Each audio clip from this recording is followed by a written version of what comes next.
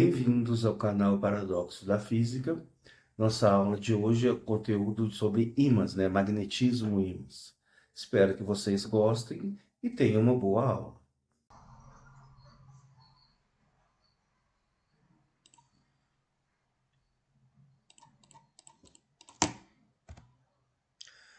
Magnetismo é o estudo dos ímãs e sua propriedade, O que é um ímã?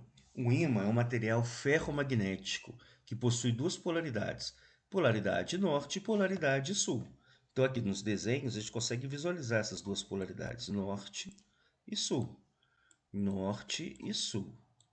Sul, norte. E o que é isso aqui no desenho que vocês estão visualizando?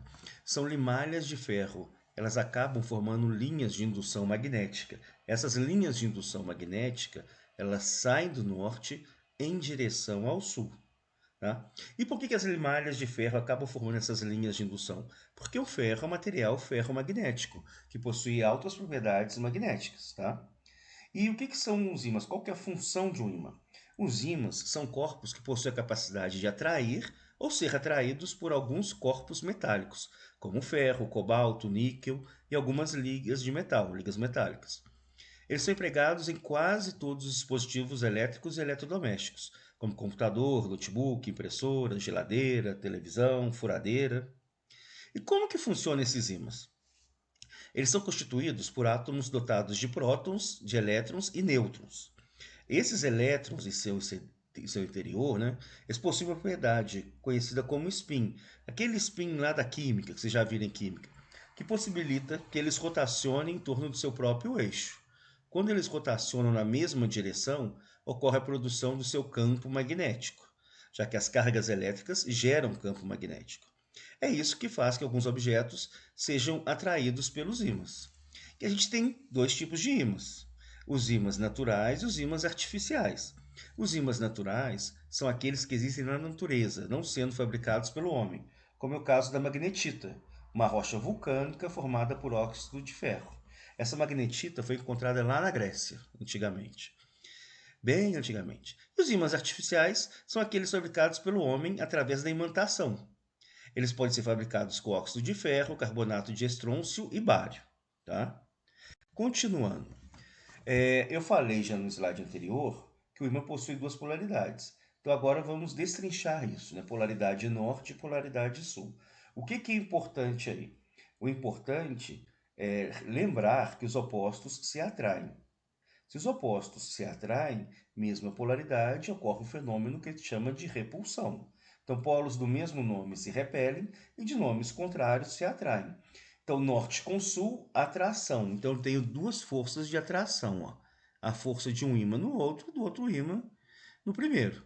Toda ação tem sua reação, terceira lei de Newton. Então, os opostos se atraem, o sul atraindo o norte. Já aqui embaixo, no segundo, eu tenho dois ímãs com polaridades iguais. Sul-sul. Sul-sul, repulsão. Então, eu tenho forças de repulsão entre esses dois ímãs. E no norte-norte aqui embaixo eu também tenho repulsão, porque mesmo nome, mesma polaridade, ocorre repulsão. Então, os opostos se atraem, mesma polaridade, repulsão. Se eu deixar um ímã suspenso livremente, ele gira apontando seu polo norte para as vizinhanças do polo norte geográfico, porque a Terra é um grande ímã, cujo polo sul encontra-se próximo do polo norte geográfico. Então, gente, olha, a Terra é um ímã, tá aqui, ó, e possui uma declividade, uma certa inclinação. O sul magnético desse ímã, que é o que está ali em cima, ele fica próximo do polo norte geográfico da Terra. E o norte magnético de cima, que é lá embaixo, ele fica próximo do sul geográfico da Terra. Então eu posso falar que o polo norte geográfico da Terra é próximo do polo sul magnético do ímã da Terra. E o polo sul geográfico da Terra é próximo do polo norte magnético do ímã da Terra. Então, por isso, quando você tem uma bússola, está numa floresta isolada de toda qualquer possibilidade de influência de campos magnéticos, você está com uma bússola, o ponteiro da bússola, o norte da bússola, sempre aponta para o norte da Terra. Por quê?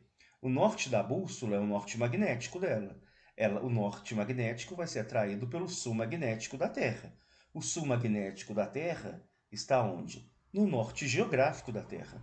Então, por isso que o ponteiro norte da bússola sempre aponta para o norte geográfico da Terra, porque o norte geográfico da Terra, na realidade, é o sul magnético de um ímã. Uma propriedade que os ímãs têm é a inseparabilidade de seus polos. O que é isso? Eu vou quebrando um ímã e vai surgindo outros ímãs. Então é impossível separar os polos de um ímã. Por mais que se quebre um ímã em pequenos pedaços, cada pedacinho será um novo ímã, com um único polo sul e um único polo norte. Então, inicialmente, eu tenho esse ímã aqui, ó, com polaridade norte-sul. Eu quebrei esse ímã, então gerou um norte-sul e um norte-sul. Eu quebrei esse aqui mais dois ímãs. Então, outro norte-sul, outro norte-sul. Quebrei esse em dois ímãs. Norte-sul, norte-sul. Então, essa é a propriedade que os ímãs têm de inseparabilidade dos polos. Mesmo quebrando os ímãs, os polos não se separam. Então, se eu quebrar o ímã em duas partes, eu vou criar dois ímãs, e assim sucessivamente. Vetor campo magnético ou indução magnética. Para representar o campo magnético ou indução magnética, utilizam-se as linhas de indução ou linhas de campo magnético. Essas linhas de campo magnético ou linhas de indução, elas saem do polo norte do ímã em direção ao polo sul do ímã. São aquelas limalhas de ferro, igual aquele desenho que estava no primeiro slide. Vou voltar rapidinho nele, nesse aqui. Essas linhas, elas saem do polo norte em direção ao polo sul magnético. Então, olha, saindo do polo norte, procurando o polo sul magnético. E o vetor campo magnético ele é tangente a essas linhas de indução. Então, olha, linhas de campo magnético. Convencionalmente, essas linhas saem do polo norte do ímã e entram no polo sul do ímã. O vetor campo magnético ele é sempre tangente às linhas de campo magnético. Então, olha, o campo magnético encostando nas linhas de campo ele é um vetor tangente a essas linhas de campo. Quanto mais próximas as linhas de campo, mais intenso o campo magnético. Então, onde tem maior concentração de linhas de campo magnético, maior será a intensidade desse campo magnético. E as linhas de campo magnético, elas são sempre fechadas, ó. Elas estão se fechando, indo do norte para o sul. Então, esse aqui não está, mas ele vai procurar o sul aqui atrás, esse aqui também. Então, são linhas fechadas.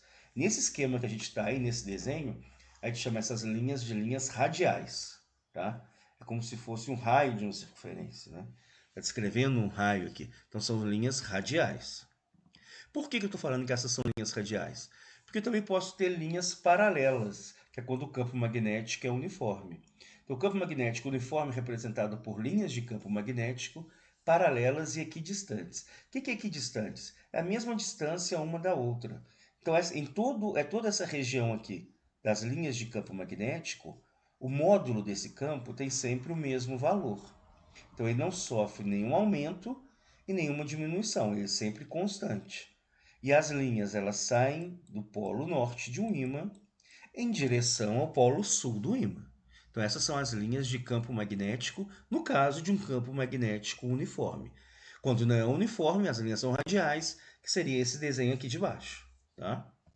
Então, continuando, a gente já falou lá no início, a Terra é um ímã. Esse ímã possui uma certa inclinação, uma declividade. Não é perfeitinho, tem uma declividade. No sul magnético desse ímã, que é lá em cima, ele fica mais próximo do meu norte geográfico. E o norte magnético desse ímã, ele fica próximo do sul geográfico da Terra. Então, olha, possui essa declividade, né? O sul magnético do ímã lá em cima fica próximo do norte geográfico da Terra, e o sul geográfico da Terra, que é lá embaixo, ele fica próximo do norte magnético do ímã, que também é lá embaixo. Volto a frisar, né? Volto a relembrar. Por isso que quando a gente está com uma bússola num local distante, numa montanha, numa floresta, longe de quaisquer interferências magnéticas. A agulha da bússola, né, o ponteiro lá, o ponteiro norte da bússola, ponteiro norte magnético, ele sempre aponta para o norte geográfico da Terra. Por que ele aponta sempre para o norte geográfico da Terra? Porque o norte geográfico da Terra, na realidade, é o sul magnético de um ímã. E a gente já viu lá no início da aula que os opostos se atraem. Então, o sul atrai o norte. E mesmo a polaridade ocorre repulsão.